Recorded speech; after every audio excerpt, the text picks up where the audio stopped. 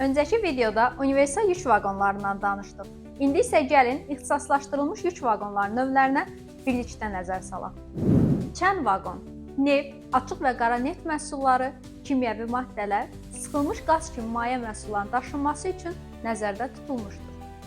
Hopper kuzovu oyuq şəklində olan, öz-özünə boşaldan yük vaqonudur. Taxıl, sement, mineral gübrələr kimi dənəvər yüklərin qapsız daşınması və atmosfer təsirlərindən qorunması üçün nəzərdə tutulmuşdur.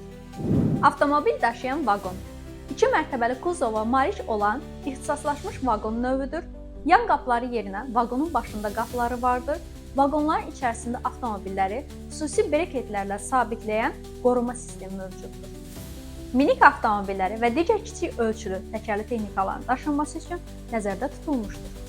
Dump-car maşınla boşaldılma üçün pnevmatik ötürücülü əyilən kuzova malik olan ixtisaslaşmış vaqon növüdür. Kömür yüklər, torpaq, qum, çınqıl kimi yüklərin daşınması üçün nəzərdə tutulmuşdur.